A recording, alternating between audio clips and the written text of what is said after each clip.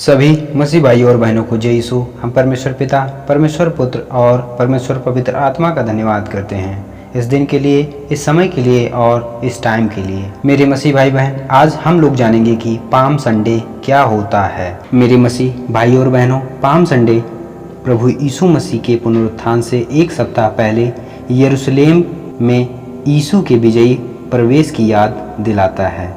Palm Sunday दुनिया को बचाने के लिए पृथ्वी पर पैशन वीक या यीशु की सेवकाई के अंतिम 7 दिनों की शुरुआत करता है।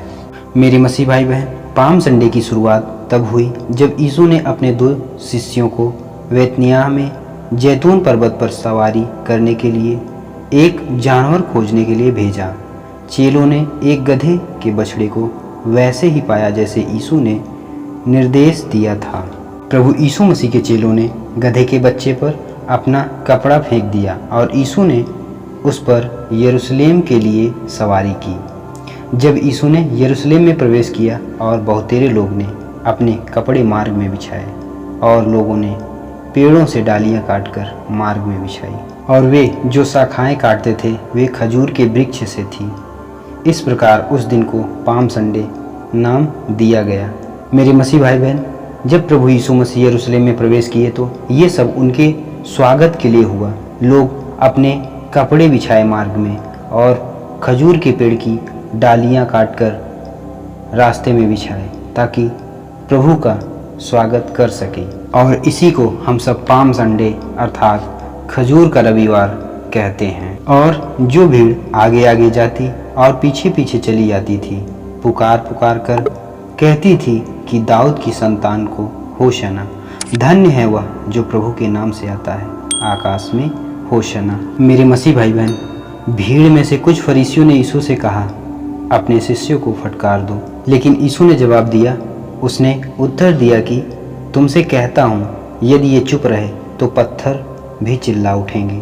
मेरे मसीह भाई बहन, जो यरूशलेम के लोग प्रभु यीशु मसीह की जय जयकार कर रहे थे, उसकी होशाना कर रहे थे, वो परमेश्वर की इच्छा थी और बिना परमेश्वर के कुछ भी नहीं हो सकता। यहाँ पे प्रभु यीशु मसीह कह रहे हैं कि अगर मैं इन्हें चुप कर दूंगा तो यहाँ पे जो पत्थर हैं वो भी चिल्ला उठेंगे कि दाऊद की संतान को होशाना।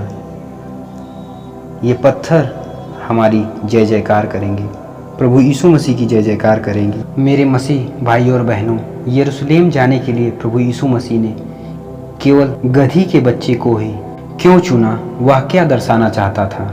मेरे मसीह भाई बहन, गधी का बच्चा नम्र और दीनता का संकेत है। मेरे मसीह भाई बहन, प्रभु यीशु मसीह अपने आप को नम्र दिखाना चाहते थे, इसलिए वो गधी के बच्चे का इस्तेमाल किए और उस पर सवारी करके आए ताकि वो नम्र और दीन दिखे। मेरे मसीह भाई बहन, प्रभु यीशु मसीह ने गधी के बच्चे पर सवार होकर यरूशलेम में प्रवेश किया और यरूशलेम के सभी लोगों ने उसका स्वागत किया और रास्ते में अपने कपड़े बिछाए और खजूर की डालियां बिछाई। तब से ये दिन पाम संडे अर्थात खजूर का दिन कहा जाने लगा। सभी मसीह भाई और बहनों को जय यीशु। हम परमेश्वर पिता, परमेश्वर पुत्र और परमेश्वर पवित्र आत्मा का धन्यवाद करते हैं।